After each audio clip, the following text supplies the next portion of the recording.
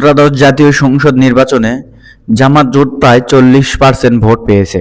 এটি জামাত ইসলামের ইতিহাসের একটি অভাবনীয় এবং ঐতিহাসিক অর্জন।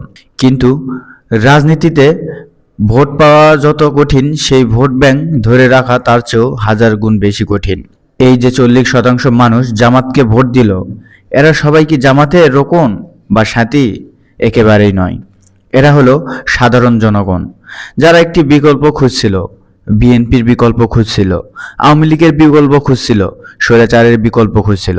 এখন সবচেয়ে বড় প্রশ্ন হলো, জামাত কি এই বিশাল জনসমর্থন ধরে রাখতে পারবে, নাকি অতীতের মতো নিজেদের খোলসের ভিতর ঢুকে যাবে? এই সমর্থন ধরে রাখা এবং আরো বৃদ্ধি করার জন্য জামাতকে এখন ট্রেডিশনাল গুন্ডির বাইরে বের হতে হবে। শুধু দাওয়াতি কাজ দিয়ে এখন আর রাজনৈতিক ময়দানে টিকে থাকা যাবে না। আজকে আমরা এমন একটি মাস্টার প্ল্যান নিয়ে আলোচনা করব, যা বাস্তবায়ন না করলে জামাতের এই 40% ভোট ব্যাংক তাসের ঘরের মতো ভেঙে পড়তে পারে।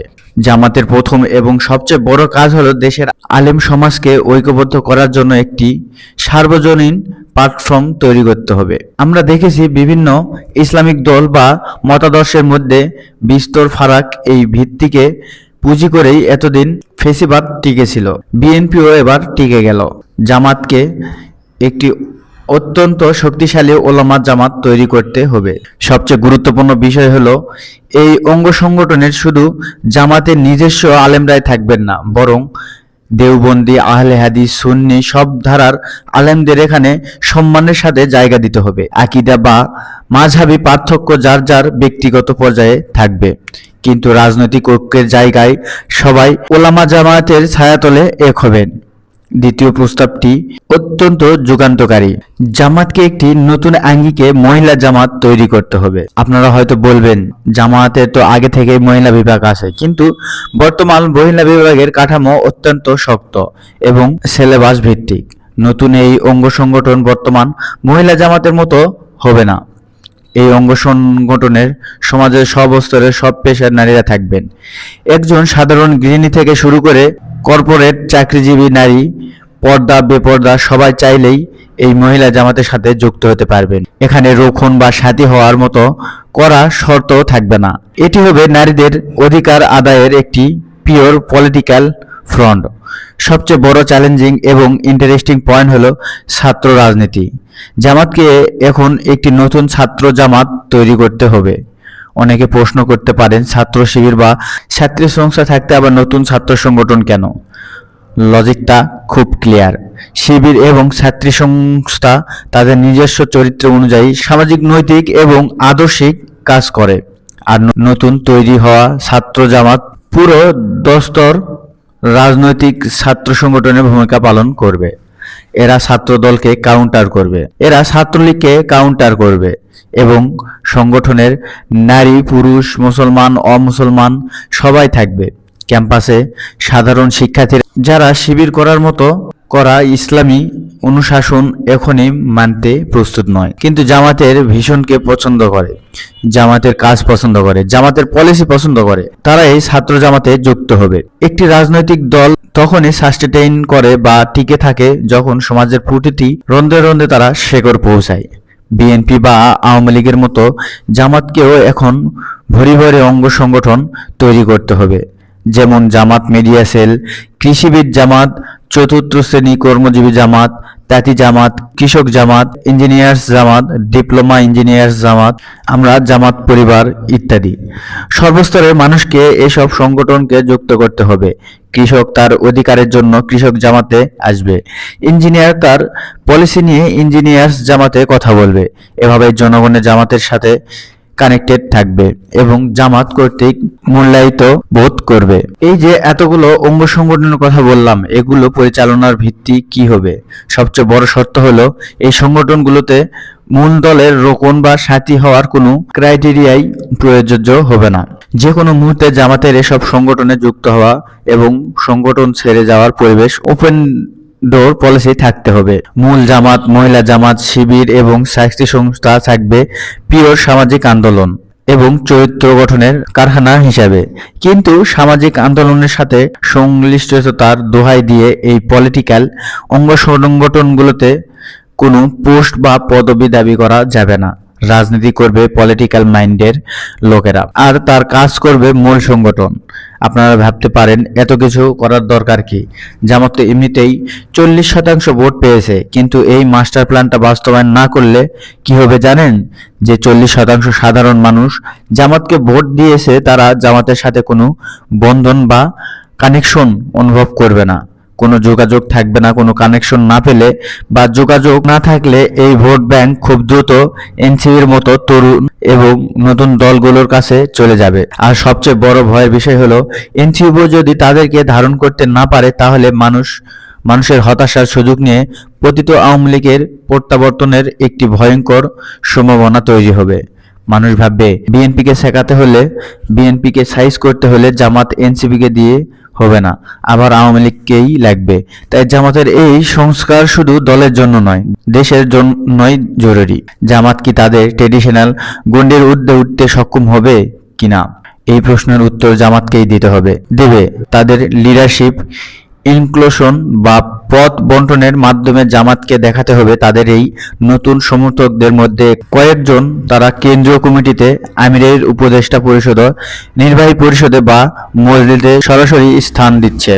জামাত তার নতুন বাইরের সমর্থকদের দলের মর্যাদাপূর্ণ জায়গায় দিয়ে মূল্যায়ন না করে, তবে বুঝতে হবে জামাত কখনোই তাদের পুরনো খোলস বা গণ্ডির বাইরে বের হতে পারবে না। পিওর পলিটিক্স তারা করতে পারবে না।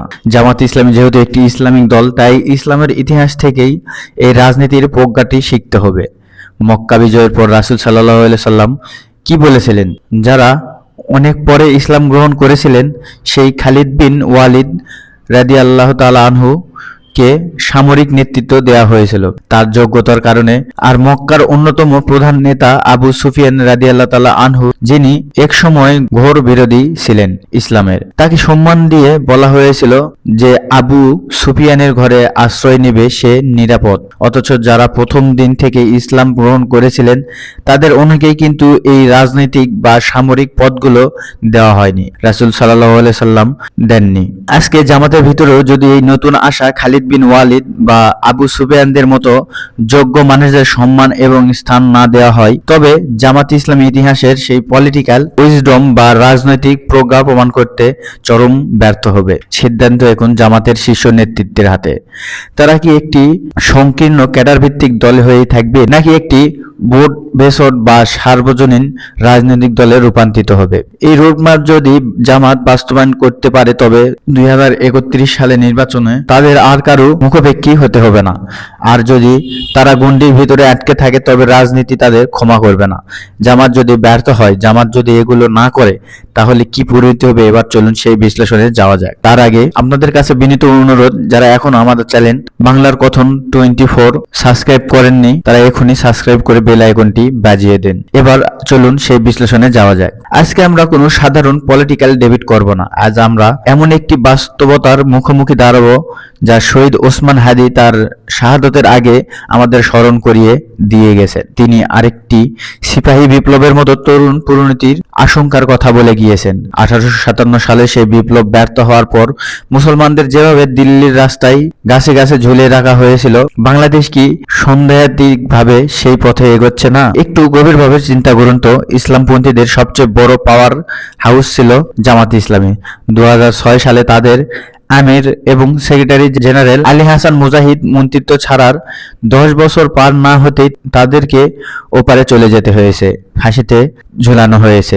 দলটির লক্ষ লক্ষ নিবেদিত প্রাণ নেতাকর্মী থাকা সত্ত্বেও তখন কিছুই করা সম্ভব হয়নি। শহীদ ওসমান হাদি ঠিক এই পয়েন্টটাই আমাদের চোখে আঙুল দিয়ে দেখিয়ে দিয়েছেন। তিনি বুঝাতে চেয়েছেন, আদতের সংখ্যা দিয়ে, অনেক মানুষ দিয়ে কিছুই হয় না। আপনার কোটি কোটি কর্মী থাকতে পারে, কোটি কোটি নেতা থাকতে পারে, কিন্তু রাষ্ট্রের স্ট্রাক কালচারাল পাওয়ার বা ন্যারেটিভ কন্ট্রোল না থাকলে সেই কোটি কোটি কর্মী স্টেপ অসহায় দর্শক হয়ে থাকবে। স্ট্যাক কালচার পাওয়ারের সবচেয়ে বড় হাতিয়ার কি জানেন? মিডিয়া। আর ঠিক এই জায়গাতেই ইসলামপন্থীদের শতাব্দীর সবচেয়ে বড় ব্যর্থতার পরিচয় দিয়েছে। তারা প্রথম আলো বা মূলধারার সেকুলার মিডিয়ার বিপরীতে কোনো শক্তিশালী মিডিয়া হাউস তৈরি করতে পারেনি। আজকের দিনে মাত্র 5 কোটি টাকা হলেই একটা ভালো প্রেস কিনা সম্ভব। কোটি কোটি ইসলামপন্থী মানুষের কাছে 5 কোটি টাকা কোনো বিষয়ই না, কিন্তু বাস্তবতা কতটা নির্মম দেখুন। প্রথম আলোর এই হ্যাচাকের আলোর বিপরীতে আমার আমার দেশ নামক যে টিমটি কেরোসিনের বাতিটা জ্বলার চেষ্টা করেছে, তাদের সেই প্রেস কেনার টাকাটাও নেই, ভাড়াই চলছে। তাদের কাজ যে জাতি নিজেদের কথা বলার জন্য একটা প্রেস কিনতে পারে না, তারা রাষ্ট্র চালাবে কিভাবে? মিডিয়া ছাড়া ইসলামপন্থীদের এই ভবিষ্যৎ করুণ পরিণতি এর জন্য কে দায়ী থাকবে? ইসলামপন্থীদের এই করুণ পরিণতির আরেকটি বড় কারণ হয়ে উঠবে তাদের অভ্যন্তরীণ বিভক্তি। এ প্রসঙ্গে আজ মদিনার আওস এবং খাজরাজ গোত্রের কথা খুব মনে পড়ছে। এতদিন যারা ছিল পরস্পরের জম, রাসূল সাল্লাল্লাহু আলাইহি সাল্লাম মদিনায় এসে তাদের মধ্যে মিলবন্ধন তৈরি করে দিলেন। তারা হয়ে উঠল পরস্পরের সবচেয়ে বড় বন্ধু। কিন্তু মদিনার তৎকালীন ডেপুসেট বা ইহুদি চক্র এই ঐক্যে তাদের অস্তিত্বের জন্য হুমকি মনে করল। মদিনার সেই ডিপ স্টেটের প্রধানতম কুশীলব ছিল শামস ইবনে কাইস। সে বলে উঠল, আউস এবং খাজরাজ আবার এক হয়ে গেছে। তারা যতদিন ঐক্যবদ্ধ থাকবে ততদিন মদিনায় আমাদের কোনো রাজনীতি নেই। আমরা ততদিনই কেবল এখানে টিকে থাকবো যতদিন ওরা বিভক্ত থাকবে। এরপর কি হলো? একজন যুবককে পিটানো হলো। পুরোনো দিনের অহংকারের কবিতা আবৃত্তি করে তাদের পরস্পরের মধ্যে ফাটল ধরনের কাজ হলো। দুই গোত্রে ফের বিভক্ত হয়ে পড়ল, রণসজ্জা গ্রহণ করলো একে অপরের বিরুদ্ধে। আজকের বাংলাদেশের ডিপ স্টেটেরও ঠিক এই শামস ইবনে কাইসের ফর্মুলাতেই ইসলামপন্থীদের নিয়ে খেলছে। আজকে বাংলাদেশের শাসক গোষ্ঠী বা ডিপ স্টেট কিভাবে সেই কবিতা আবৃত্তি করলো, তারা একটা গোষ্ঠীকে অর্থাৎ চরমোনাই এবং জমিয়তকে প্রলোভন দেখালো। তোমরা তো এতগুলো সিটে এগিয়ে, তোমরা তো হেভিওয়েট, অহংকারে ফুলিয়ে ফেপে তারা জোট থেকে বেরিয়ে গেল। এই যে এভাবে ইসলামপন্থীদের বিভক্ত করা, এটা কিন্তু যুগ যুগ ধরে চলে আসছে। জামাতের উচিত এই জায়গাটাতেই কাজ করা। তাদের এখন এই 5 বছরে অন্তত 5টি শক্তিশালী মিডিয়া গঠন করা। দর্শক, আপনি কি মনে করেন জানান আপনার সুচিন্তিত মন্তব্য আমাদের কমেন্টের ঘরে। আর এই চ্যানেলে নতুন হলে অবশ্যই আমাদের এই চ্যানেলটি সাবস্ক্রাইব করে বেল আইকনটি বাজিয়ে রাখবেন। দেখা হবে পরবর্তী ভিডিওতে। সে পর্যন্ত সবাই ভালো থাকবেন, সুস্থ থাকবেন। সকলকে ধন্যবাদ। আসসালামু আলাইকুম। আল্লাহ হাফেজ।